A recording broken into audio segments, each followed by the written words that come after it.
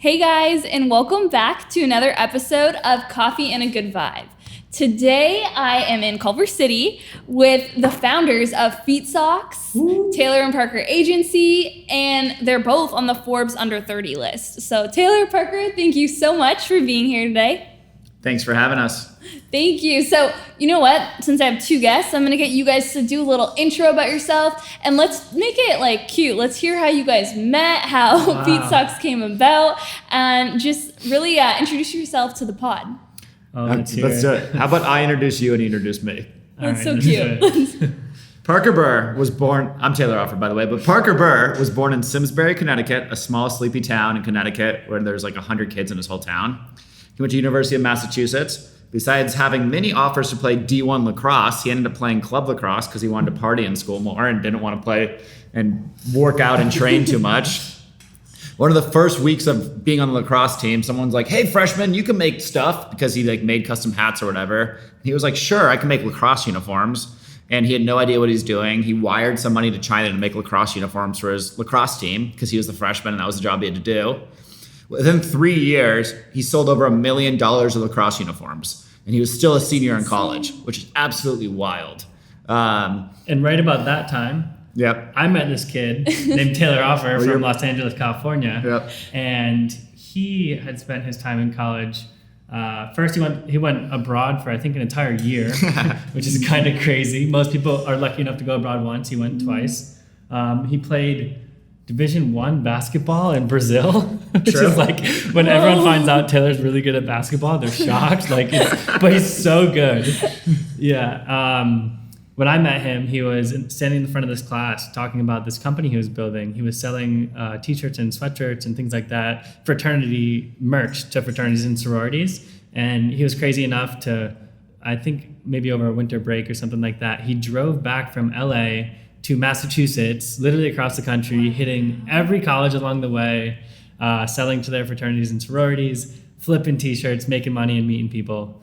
And that's about the time I met him and said that my existing lacrosse company customers wanted socks. And he's like, what? Like we were both talking about, like, why are people paying attention to socks for the first time ever? This is 2014.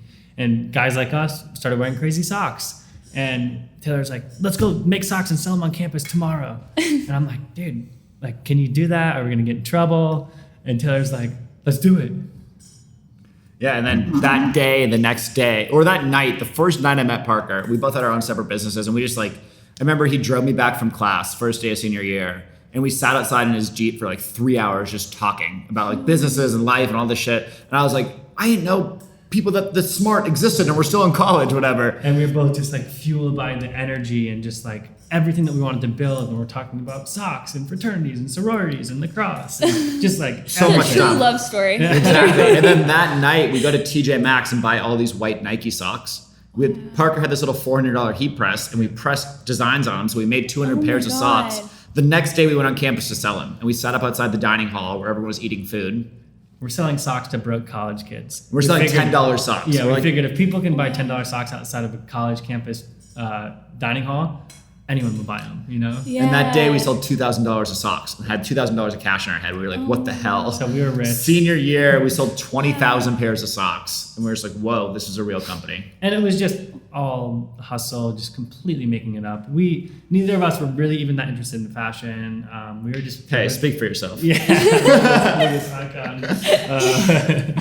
But we just kind of stumbled into it. It's a huge trend that we stumbled into. Started selling socks over backpacks. We had socks in our backpacks and coats everywhere we went.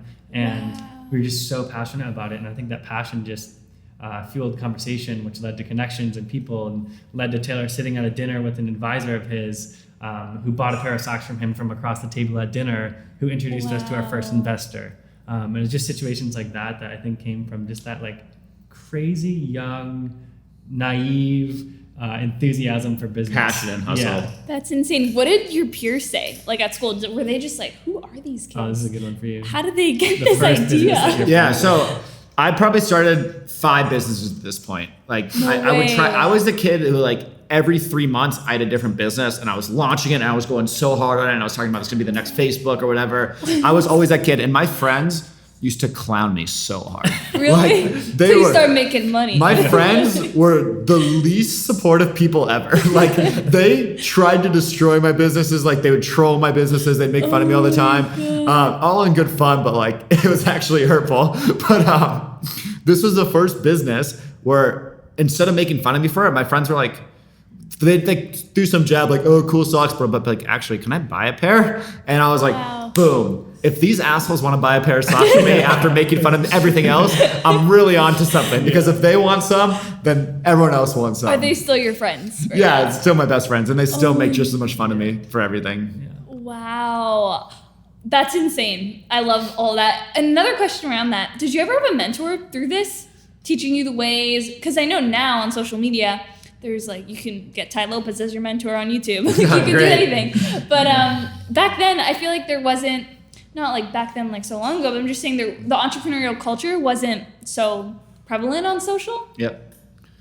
Well, I think that's a interesting thought. Like, as I think back, I was one to like put my head down and just kind of do my thing. Whereas Taylor kind of showed me there's people out there that will be able to help you with advice and connections and introductions and things like that.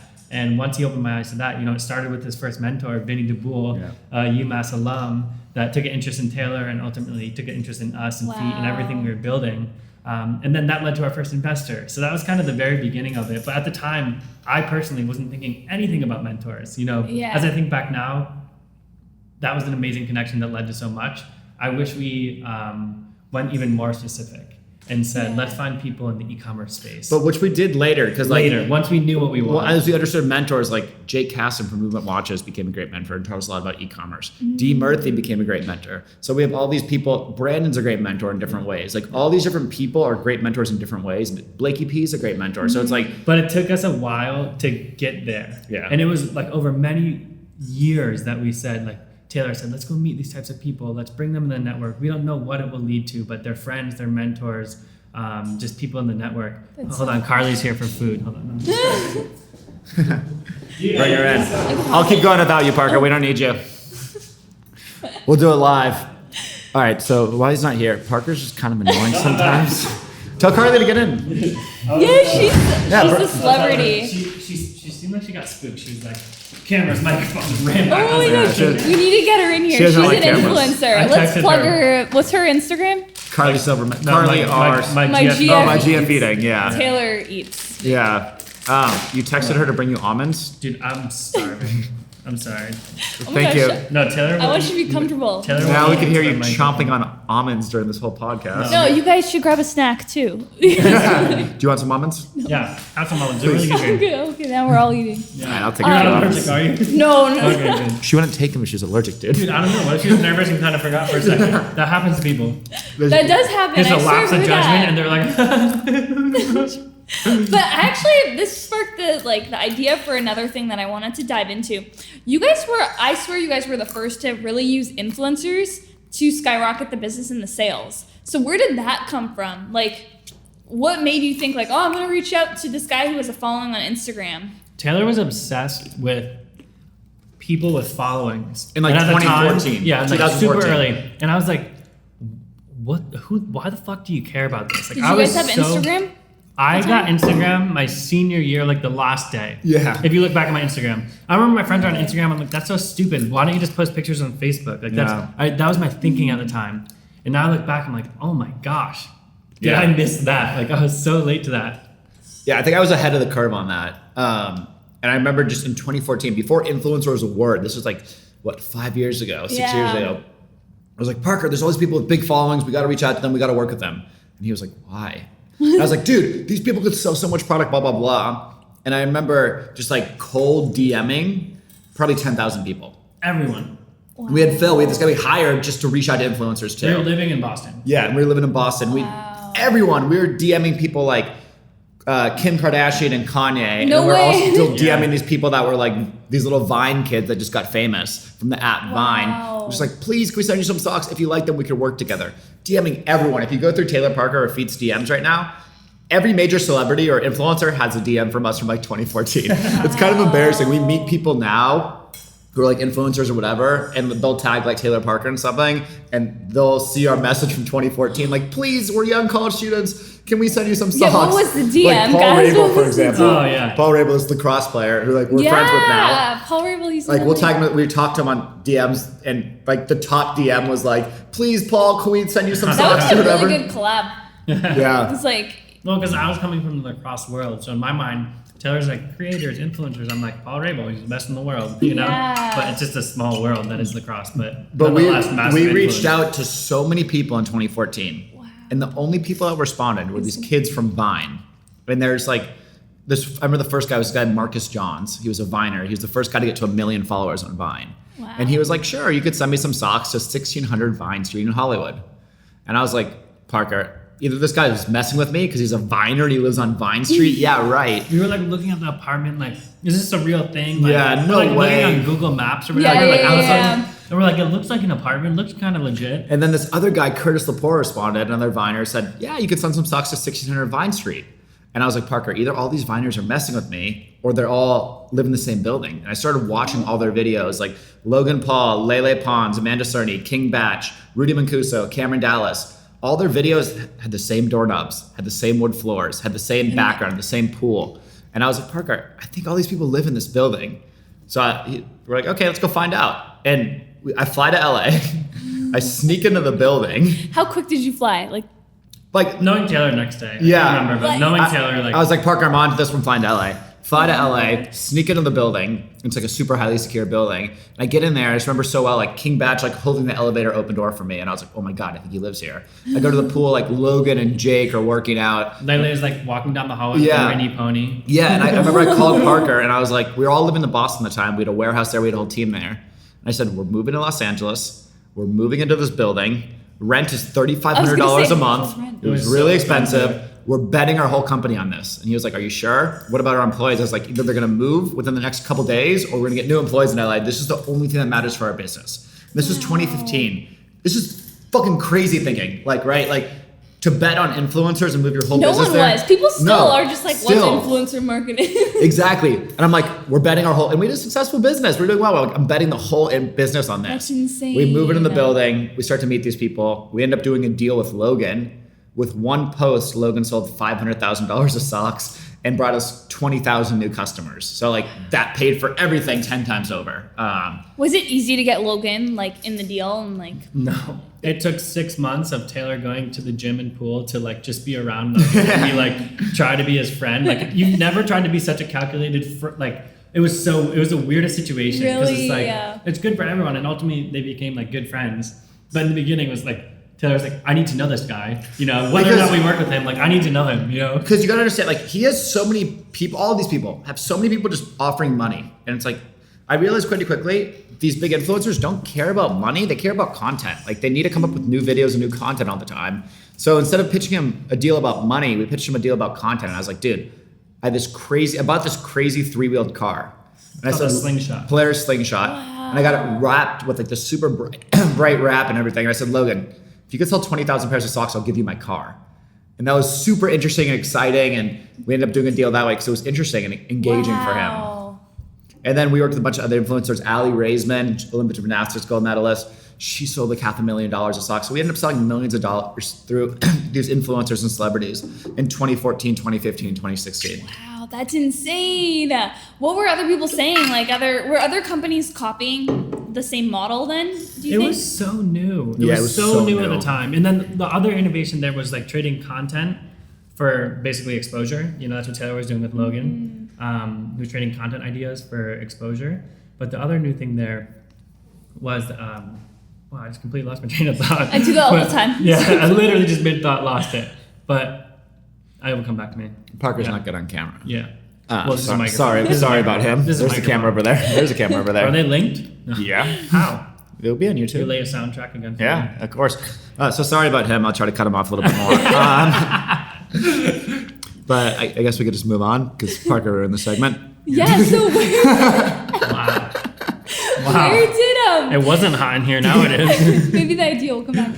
Where did FEAT Socks go from there? Like, because I know you guys are doing other things right now, which I want to dive into as well. So did it kind of just like keep scaling, and then you guys started the Taylor Parker agency? Yeah, so you could talk about when we met Jake and how that kind of shifted. Yeah, so we came it was 2017, beginning of the year. We did the Logan campaign. He drives 1.5 million people to our website, $500,000 in sales just in the blink of an eye. Are you still tight with Logan? Should go to the wedding? Yeah, they go to the wedding. Yeah. But so that was just massive exposure. We had an Aly Raisman campaign just before that. That was also a $500,000 campaign. Wow. Earned us homepages of like every major website, every publication. We were in the airport. They have the blue checks on all their. Yeah. We got checks everywhere. So we were just pumping. The funny thing is, looking back now, we knew nothing about advertising. We knew nothing about e-commerce. We were just working with influencers to get exposure, and then we were selling a lot of product. So about that time, we got connected with Jake Casson at Movement and their whole crew, and we went over to their office. And they said, like, how the heck are you guys doing these massive collaborations when you're this small up-and-coming brand? You know, Movement was a couple years ahead of us. And we kind of went back and forth with ideas there. But what Jake showed us and what the whole Movement team showed us was like, there's this thing called paid advertising. To date, we had never spent $1 on paid advertising. But we drove millions of people to our site without spending $1 on $1. Wow. So we're sitting there and Jake's like, yeah, you can advertise and you reach more people and you get this return on ad spend. And he literally sat us down and like taught us how to do this. Which is like learning how to shoot a basketball from Steph Curry. Like Jake is the Steph Curry of Facebook ads. Yeah. Wow. Like he's the best in the world with what he did with Movement and what he's able to do. It's like, we got to learn from the best person in the world, which like for us, we're like insane. Such an advantage. So in the span of like 3 months, just to give like hard numbers, we went from spending $0 ever in the lifetime to spending $30,000 month one advertising with an efficient like performance. Wow. And then profitably. 3 months in, we were spending $150,000 a month making money. So we were just exploding. And that's when we started to realize, okay, e-commerce is more scalable, because the influencer business was like this, right? Up, down, up, down. We would sell a ton, sell nothing, sell a ton, sell nothing. So this helped stabilize us a bit.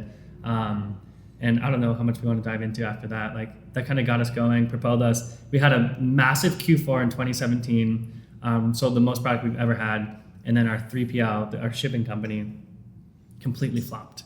They couldn't keep up with thousands and thousands of orders. They told us like mid holiday, we can only ship 500 orders a day. And we were like, we're selling 5,000 a day. Yeah. It was insane.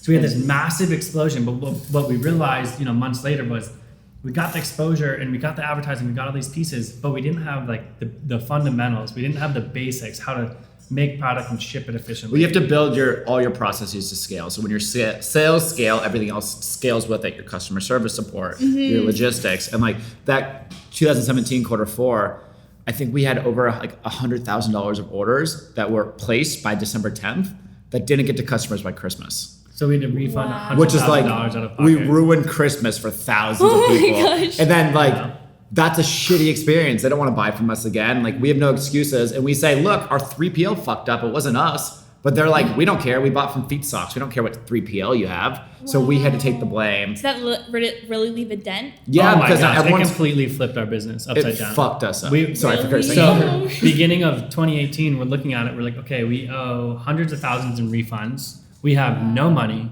And we have massive overhead. We have this huge office, this huge team. And now our ads aren't working anymore because on all the ads, people are saying, fuck this company. Yeah. I ordered December 10th and they didn't ship me anything till January 6th. We had our moment and then we were like, oh my gosh, what do we do now? So now we're just like, start it over, build it right. We literally had to completely restart our business, almost as if we were starting from zero.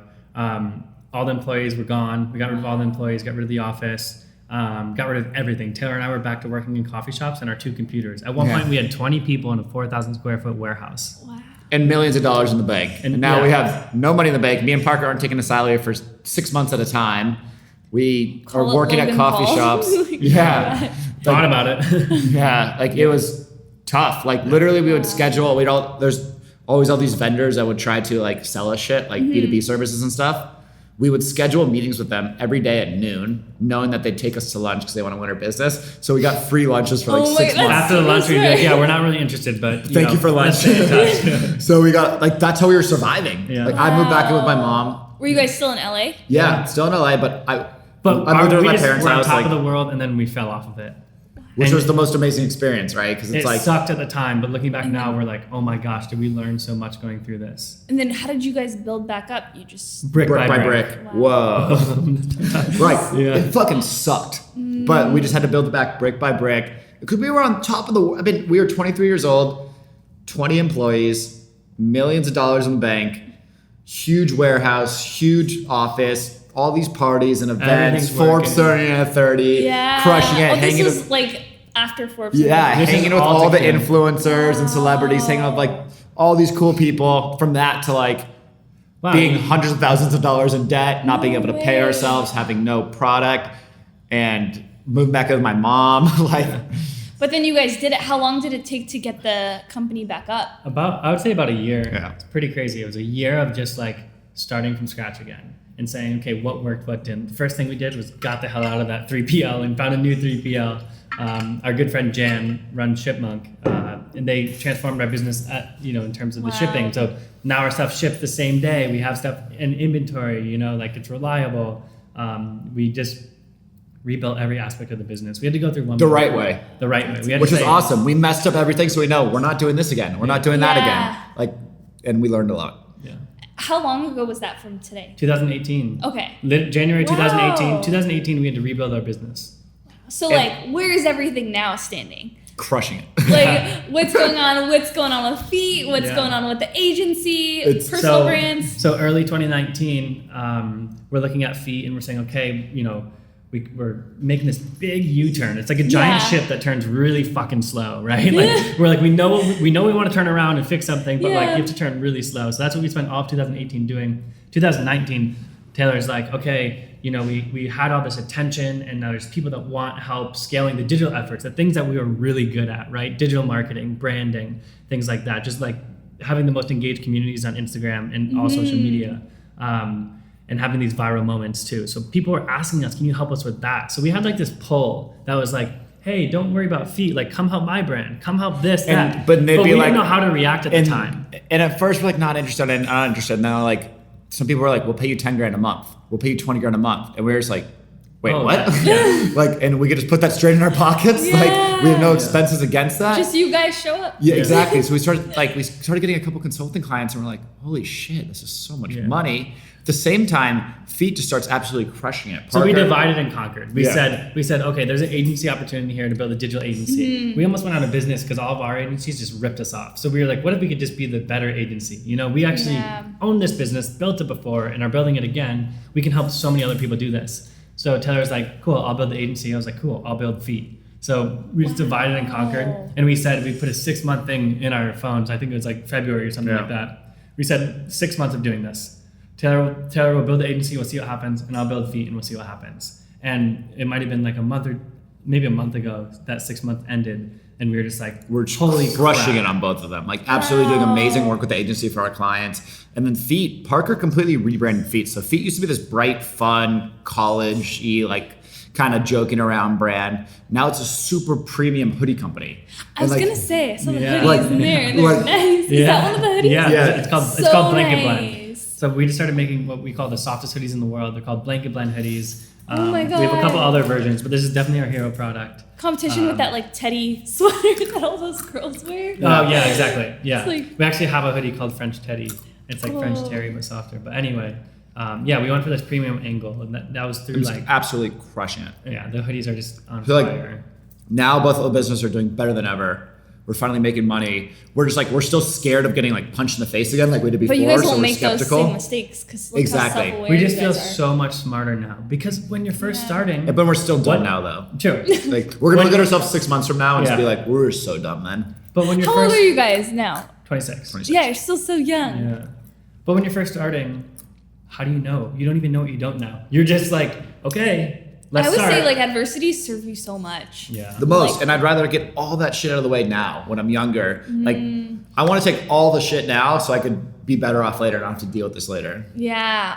This, I know we went like all in on the business, and I kind of want to go in on each of you guys and like how you guys live your day-to-day lives, because I know like just from following you guys on Instagram, you guys have so much fun. And I think that's so refreshing and what everyone needs to see more of. You guys watching should all go follow them on their personal brands and the agency as well. But literally every day looks like you guys are enjoying the ride and it's not fake or stressful. Like a lot of entrepreneurs preach, like it has to be hard, Yeah. hustle, sleep when you're dead. Yeah. And like I'm guilty of that because I like feel like shit when I'm not working hard. Like Yeah. if it's a Saturday, God forbid I do something like take a day off.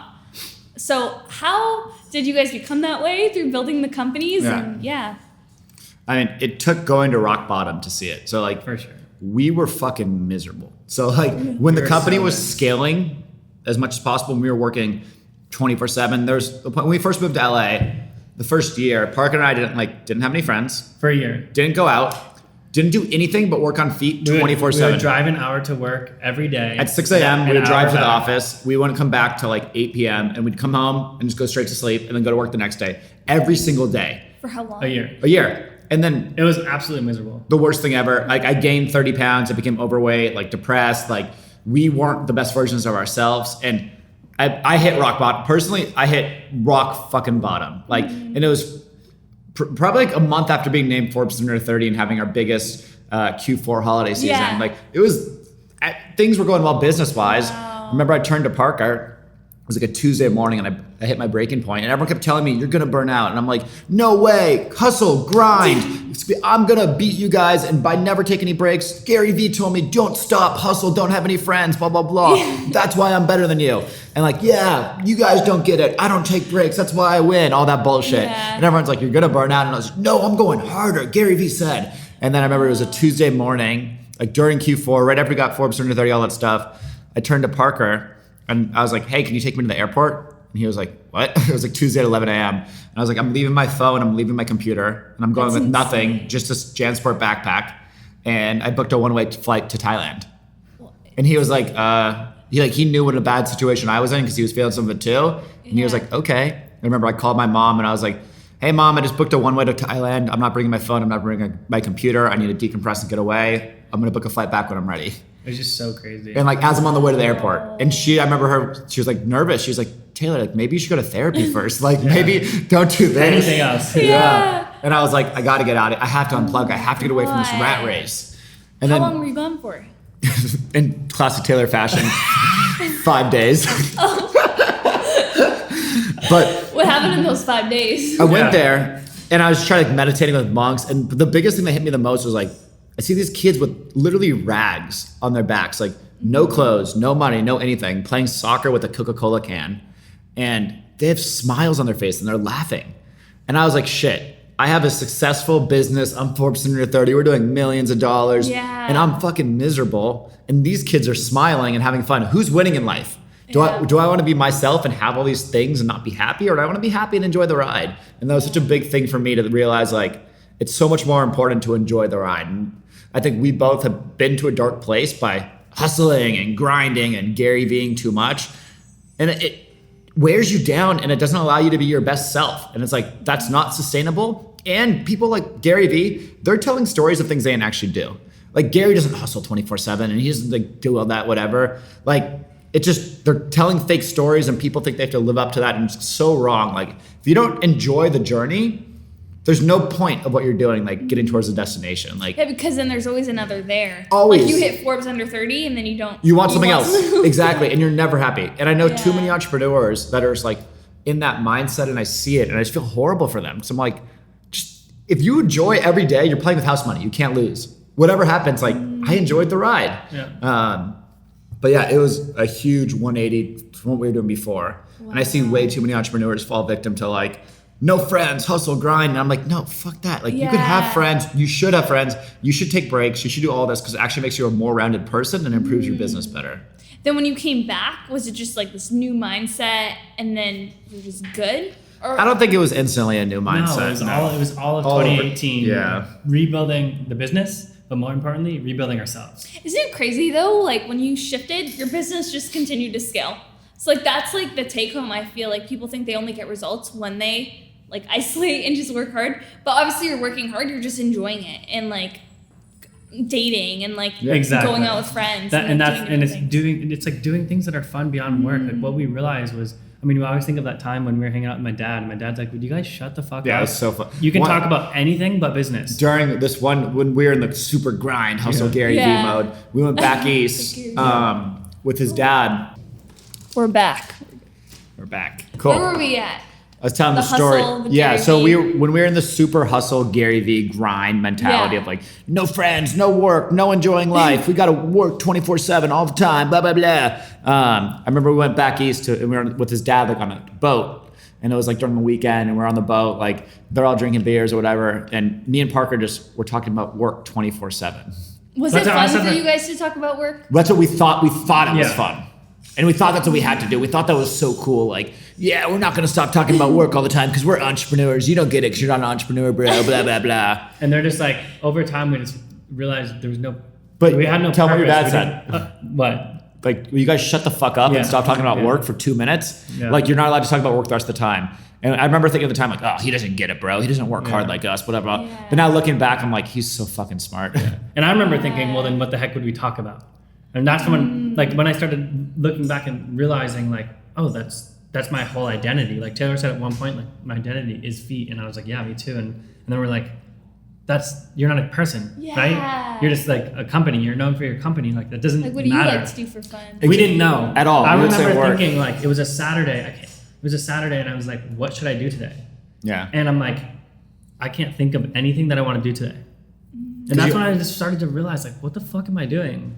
Like, business is one dimension of life, one dimension, right? Yeah. There's way more dimensions to life. So I think it's so important too with social media. Like, I realize I follow a lot of entrepreneurs and I feel like shit if I'm not working all the time. Yeah. So I think it's so important, like, what you expose yourself to. So that's a good segue into, like, how do you guys live life now? Like, what's your daily routine?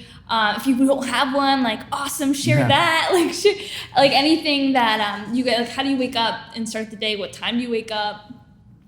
Yeah, I mean, I don't have any real routine. Like, I'm not a routine psycho like some people are. Yeah. I don't know. I just wake up at like 7, and typically we get to the office around 9. It's pretty mellow, which has been awesome. Like, we've been working together long enough that, like, we just kind of know each other's habits, and we get here around 9, and every day is different though. Like, we got this awesome office, and when we're here and we really use it, and we have conference rooms like this, which are awesome.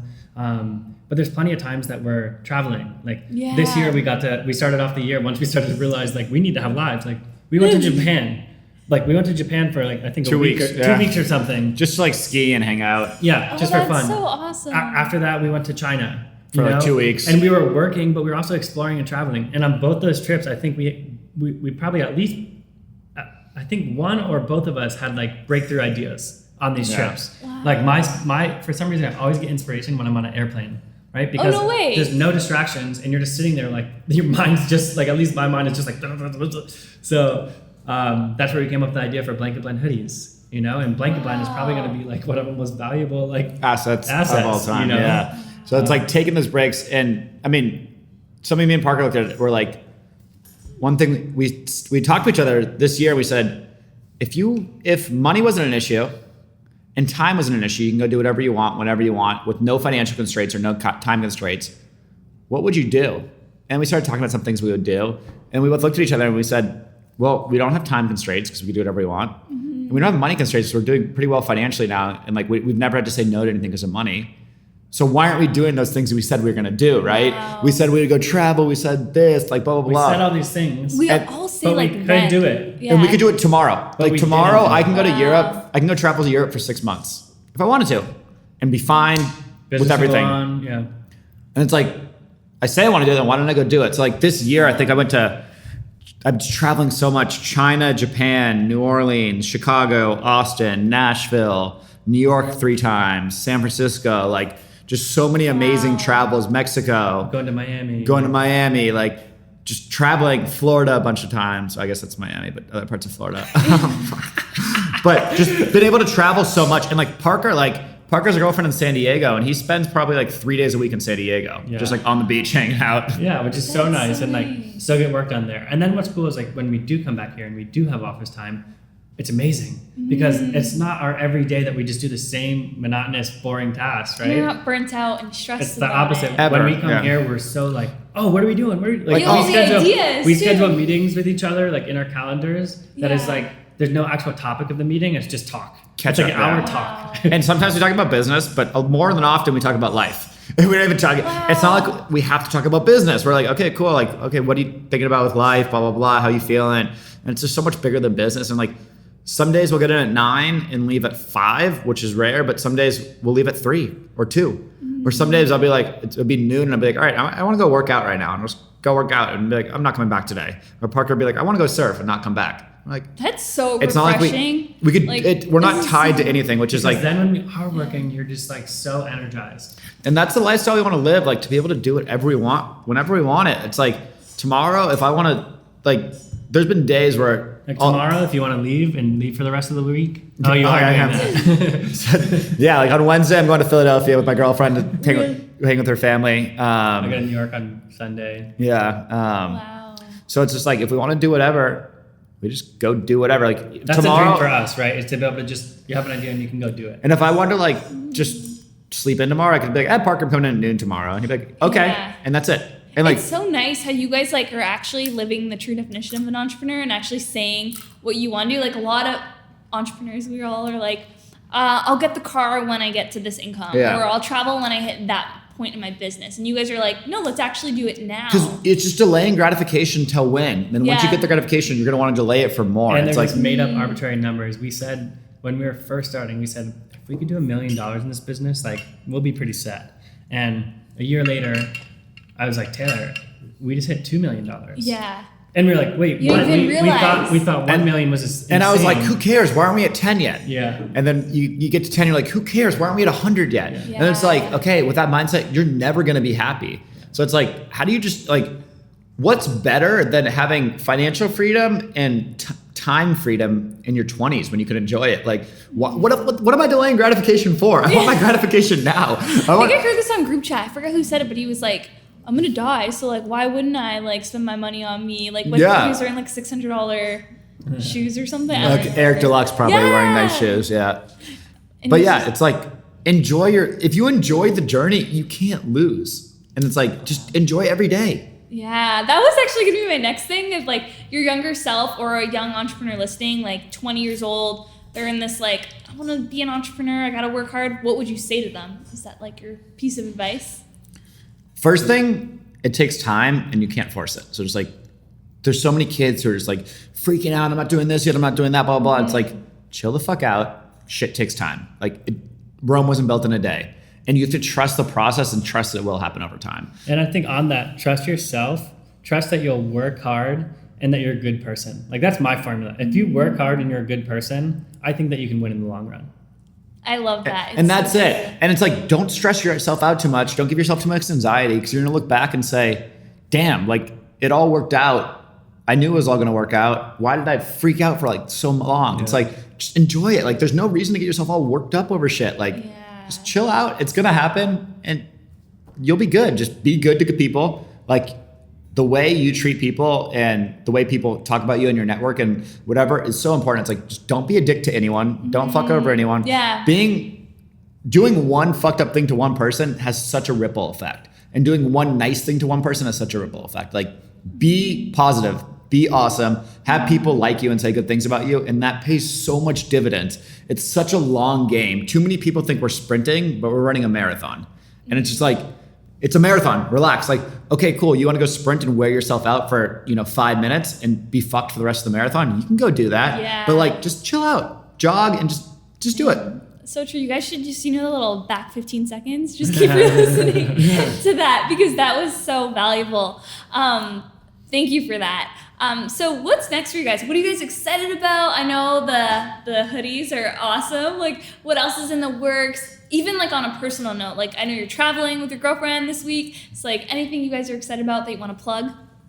First thing I want to plug is Super 73. It's one of my future sponsorships. They make these awesome electric bicycles, and they said they're going to be hooking me up with a couple soon if I asked on enough platforms. So that's my So first. Parker paid really plug. wants this bike, and he's telling everyone about how awesome it is and hoping they give him one. So Super 73, if you're listening right now, Parker really wants a bike from you. I'll buy one. Just give me the other. That's a pretty good offer. Give me the one and he'll buy it. Yeah, exactly. So that's the paid plug. Now for the organic results. Sponsored always goes first. Yeah, sponsored is always the first ranking. Yeah. But yeah, on Short term, most exciting thing for me, just because it's like always been my baby, and it's been your baby too. But more recently I've just been taking hold of it is like FEAT as a brand through the end of the year. Like we're on this sprint right now where it's just on fire. We can't keep hoodies in stock. Like we're making 20,000 hoodies at a time and they're still just blowing through. So they're awesome. People are loving them. Like every indicator is just showing that. If you're watching the video, look at that. You should go up. So people have been really liking that. It's just so nice to see after so many years, like we're just finding our fit for FEAT. So that's business wise. The agency's super exciting. And then all the other brands that we're launching too. My Last Bottle, that's going to be something cool in a couple of weeks. Way. So yeah, excited about that. Like what They're FEAT so cute. and the agency has been able to do, it's allowed us to have the resources to do whatever we want. So it's like, if we have an idea for a product, we're able to execute on it, which is so awesome because we're building these pretty big cash reserves right now, and we're like, cool, we can put the money in our pockets, or we can go launch some other stuff. And we're just like love launching other things. So it's like, if we want to start a coffee shop, we can go to start a coffee shop. It's something we always talked about, like a small little coffee shop on Venice Beach. That would be awesome. Like Parker's Coffee, like an idea I came up with. My Last Bottle was after I started learning more about plastic bottles and how bad they are for the earth and how pretty much fucked we are. In Japan in our hotel room, we looked around after like 2 nights and there's like literally like 100 bottles. Plastic bottles. Because you just are drinking a couple every day. 100 plastic bottles. And it's just like so bad. So My Last Bottle, it's making the pledge to make this the last bottle you ever use, to eliminate all single-use plastic. Because it's such an epidemic. It's great name. It like tells you what it is. Exactly. And then every bottle we sell, we're going to remove a pound of trash from the ocean, give a child in need a day of clean water, and plant a tree. So super like we've never done anything. Be a good person, you buy that bottle. And the idea behind that is like we've sold millions of dollars of stuff online. Whether it's our socks, whether it's millions of dollars of socks, whether it's millions of dollars of hoodie, whether it's millions of dollars of product for other people with consulting. And we just like, the world doesn't need more stuff. Like, as much as I love selling stuff and advertising stuff, I want to do something that actually makes a bigger impact. So it's like to be able to sell one bottle and being able to give a child water and look at him or her and say, here's a day of clean water, or plant a tree or get trash out of the ocean and then help stop plastic and save our earth. Like, that's fucking cool. Like I'm doing something so much bigger than the product and it's such a mission. Actually, a lot of it inspired by Brandon when I saw his trip. I was going to say, it sounds like when he went to, I think to Nepal.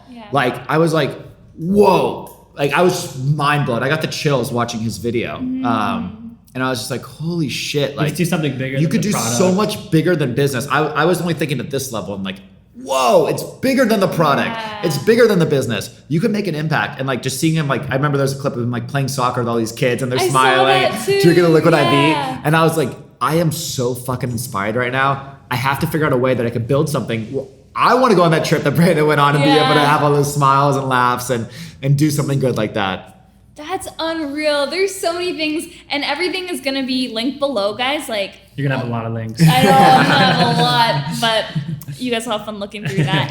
And especially your social platforms, like they can follow you guys. I'll have it all. Do you guys want to like say what the handles are? All right, I'll start from the top. We got at Taylor Parker. That's our main account. We have a couple 100,000 followers there. We have FEAT at FEAT. We have at My Last Bottle, which is at My Last Bottle. Parker's personal is Parker _Burr, because he couldn't get the Parker Burr because he was too late to Instagram. That's what happens when you join Instagram in 2015.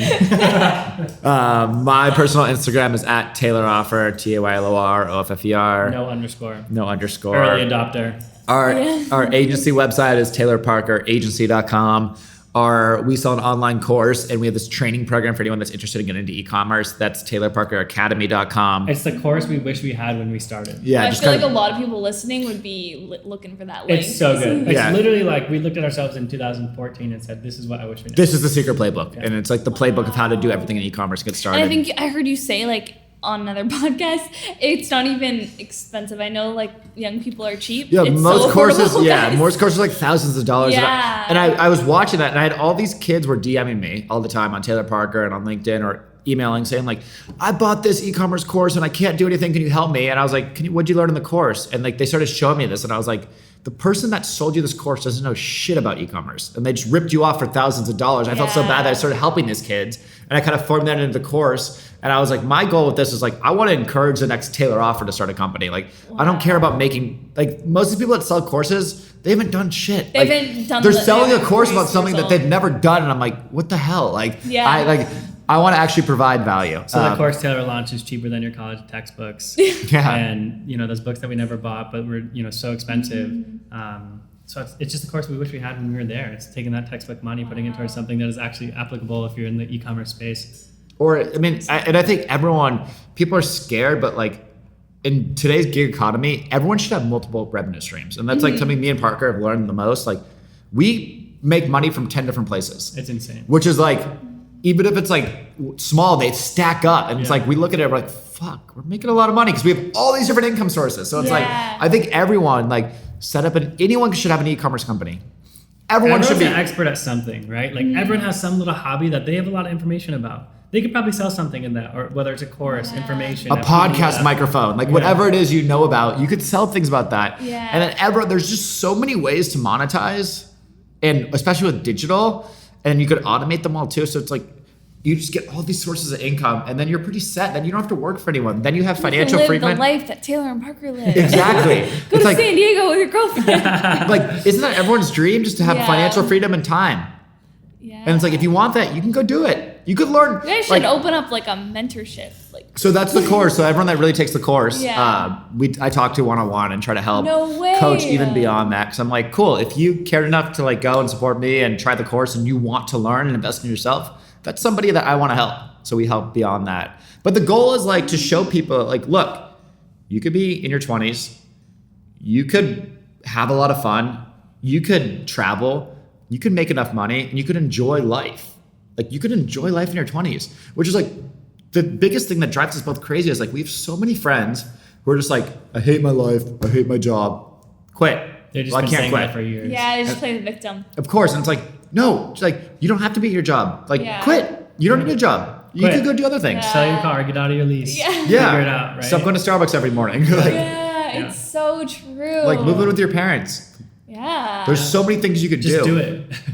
Just make moves, guys. Yeah. And listen to this podcast too, because you get to hear stories like this. So thank you guys so much. Honestly, you guys dropped so much value, and I feel like you really spoke to the audience listening. Like Sweet. I know they're gonna get so much out of this. So just want to honor you both for your time, because I know it's valuable, and you guys could be on a beach right now. So thank you so much, and thank you all for listening. You guys know where to find all the links to everything. And make sure you guys all go support Taylor and Parker. Thanks so much for listening. Bye.